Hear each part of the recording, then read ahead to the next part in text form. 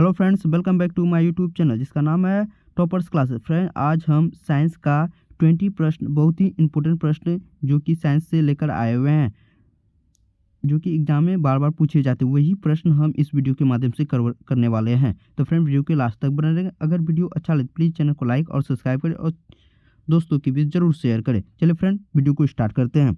जीव विज्ञान शब्द का प्रयोग सबसे पहले किसने किया था? तो जीव विज्ञान शब्द का प्रयोग सबसे पहले किसके द्वारा किया गया था?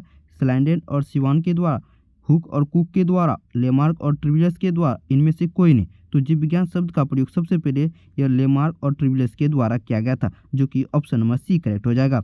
नेक्स्ट सवाल की ओर बढ़ते हैं। नेक्स्ट सवाल हमारा है, नेक्स्ट सवाल देखिए। नेक्स्ट सवाल पूछा गया कि कोशिका का पावर हाउस किसे कहा जाता है? तो कोशिका का पावर हाउस पूछा गया है, तो माइटोकॉन्ड्रिया, अग्नाशय, अमाशय या लवण को किसे कोशिका का पावर हाउस कहा जाता है? तो कोशिका का पावर हाउस माइटोकॉन्ड्रिया को कहा जाता है, जो कि ऑप्शन नंबर ए करेक्ट हो जाएगा। नेक्स्ट सवाल की ओर बढ़ते हैं। नेक्स्ट सवाल हमारा है, किसे यातायात प्रबंधक कहते हैं? किसे यातायात प्रबंधक कहा जाता है? अमाशय को, ग्लाजिकाय को, उत्तक को या हरित लवण को किसे यातायात का प्रबंधक कहा जाता है? फ्रेंड, तो आप लोग को आंसर, इसका करेक्ट आंसर जो हो जाएगा ऑप्शन नंबर बी हो जाएगा। ग्लाजिका को यातायात का प्रबंधक कहा जाता है। तो फ्रेंड, वीडियो अच्छा लगे प्लीज चैनल को लाइक और सब्सक्राइब जरूर करेंगे। नेक्स्ट सवाल की ओर बढ़ते हैं। नेक्स्ट सवाल हमारा है कि प्रोटीन की फैक्ट्री किसे कहा जाता है? तो प्रोटीन की फैक्ट्री पूछा गया है फ्रेंड, ग्लाजिका को, माइटोकॉन्ड्रिया को या राइबोसोम या यकृत को। तो फ्रेंड, प्रोटीन की फैक्ट्री या राइबोसोम को कहा जाता है, जो कि ऑप्शन नंबर सी करेक्ट हो जाएगा। प्रोटीन की फैक्ट्री किसे कहा जाता है? राइबोसोम को। यकृत सबसे बड़ी ग्रंथि है जिसे लीवर के नाम से भी जाना जाता है। और पूछे सवाल में कि सबसे बड़ी ग्रंथि कौन है, तो यकृत सबसे बड़ी ग्रंथि है, इसको भी ध्यान में रखेंगे। नेक्स्ट सवाल की ओर बढ़ते हैं। नेक्स्ट सवाल हमारा है, देखिए पूछा गया है कि केंद्रक की खोज किसने की थी? तो केंद्रक की खोज किसके द्वारा किया गया था? सिवान के द्वारा, रॉबर्ट ब्राउन के द्वारा या अल्टमैन के द्वारा या डी ड्यूए के द्वारा? तो फ्रेंड, केंद्रक की खोज जो किया गया था यह रॉबर्ट ब्राउन के द्वारा किया गया था, जो कि ऑप्शन नंबर बी करेक्ट हो जाएगा। नेक्स्ट सवाल की ओर बढ़ते हैं। नेक्स्ट सवाल हमारा पूछा गया है कि कोशिका कितने प्रकार की होती है? कोशिका कितने प्रकार की होती है? तो वह प्रोकैरियोटिक कोशिका, यूकैरियोटिक कोशिका। कोशिका दो प्रकार की होती है, ऑप्शन नंबर सी करेक्ट हो जाएगा। कौन कौन? ये एक होता है प्रोकैरियोटिक कोशिका, एक होता है यूकैरियोटिक कोशिका। इसको भी ध्यान में रखें, बहुत ही इंपॉर्टेंट प्रश्न है फ्रेंड।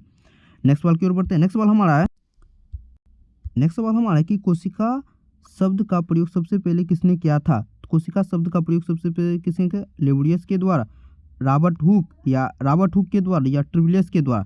सबसे पहले कोशिका शब्द का प्रयोग फ्रेंड आपका जो किया गया था, ये रॉबर्ट हुक के द्वारा किया गया था, जो कि ऑप्शन नंबर सी करेक्ट हो जाएगा। रॉबर्ट हुक के द्वारा कोशिका शब्द का प्रयोग किया गया था, correct answer option number C हो जाएगा। नेक्स्ट सवाल की ओर बढ़ते हैं। नेक्स्ट सवाल हमारा है,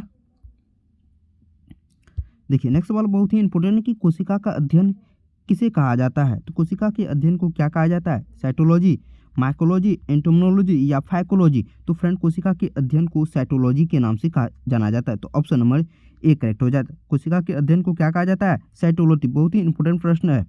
नेक्स्ट सवाल की ओर बढ़ते हैं। नेक्स्ट सवाल हमारा है कि वर्गीकरण का पिता किसे कहा जाता है?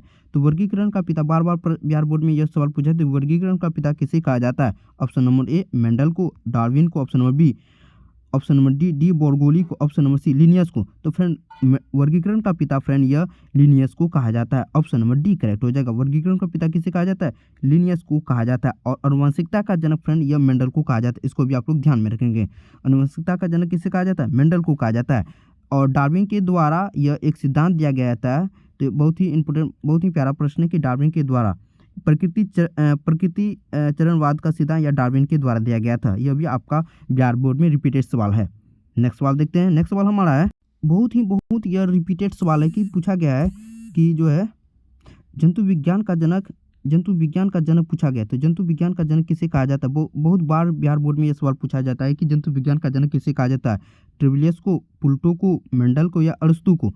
तो फ्रेंड, यह बता दें, ट्रिविलियस को जो है यह मेंडल यह आनुवंशिकता का जनक कहा जाता है, और अरस्तु को जीव विज्ञान का पिता कहा जाता है। जीव विज्ञान के जनक का पिता यह अरस्तु को कहा जाता है, इसको भी ध्यान में रखेंगे।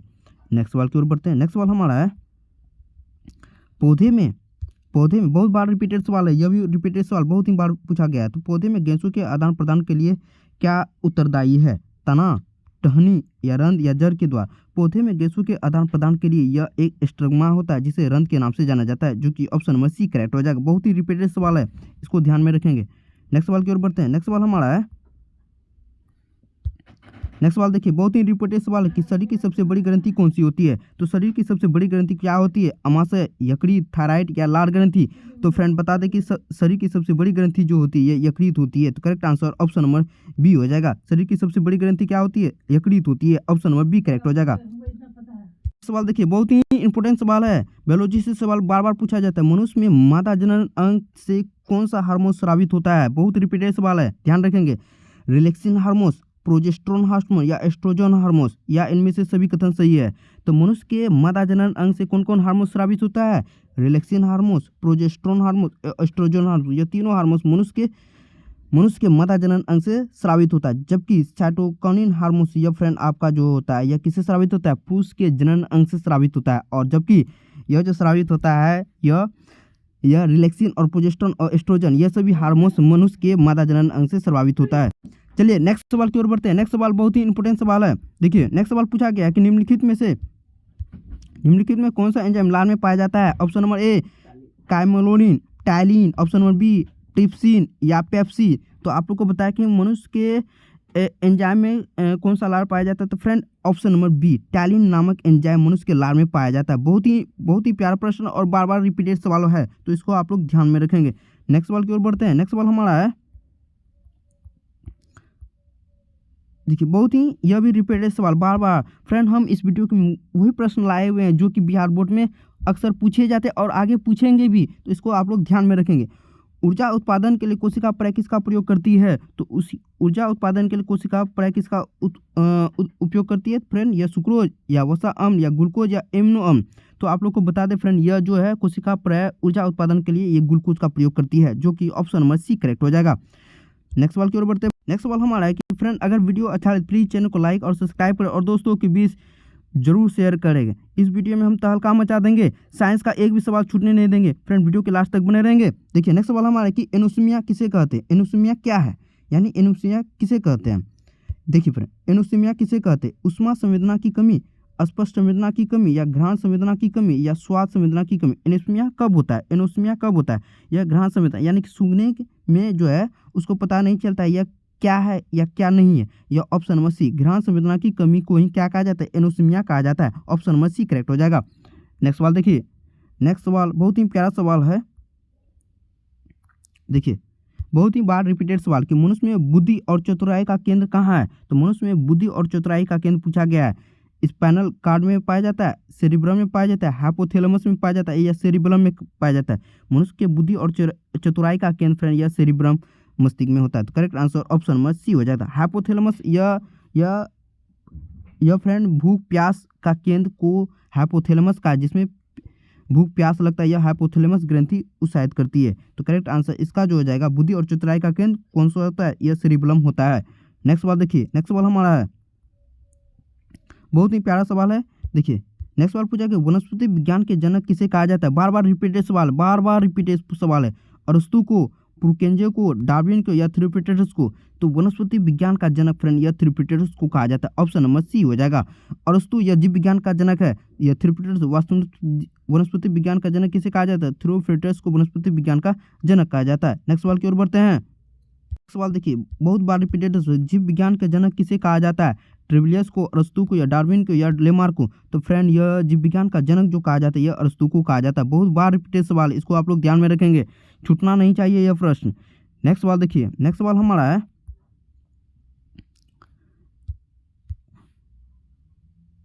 उच्च रक्तचाप की अवस्था को क्या कहा जाता है। बहुत पूछता है सवाल, बहुत पूछता है। पक्षघात, हाइपरटेंशन या हाइपरटेंशन। हाइपरटेंशन एक वर्ड वहाँ, एक हाइपोटेंशन, इनमें से आपको बताने का कौन सा आंसर सही है। देखिए हाइपरटेंशन जो होता है फ्रेंड यह उच्च रक्तचाप, जब ब्लड प्रेशर बढ़ जाता है तो यह हाइपरटेंशन हो जाता है। उस व्यक्ति में क्या हो जाता है, हाइपरटेंशन। देखिए रक्तचाप का जो होता है 120/180 mmHg होता है। रक्तचाप को किससे मापा जाता है, इसको भी आप लोग को बताना है। कमेंट सेक्शन में बताने कि रक्तचाप को किस यंत्र के द्वारा मापा जाता है। तो मिलते हैं नेक्स्ट वीडियो में। अगर वीडियो अच्छा है प्लीज़ चैनल को लाइक और सब्सक्राइब करें और दोस्तों के बीच जरूर शेयर करें। गर्दा मचा देंगे इस चैनल पर, गर्दा। चलिए मिलते हैं नेक्स्ट वीडियो में।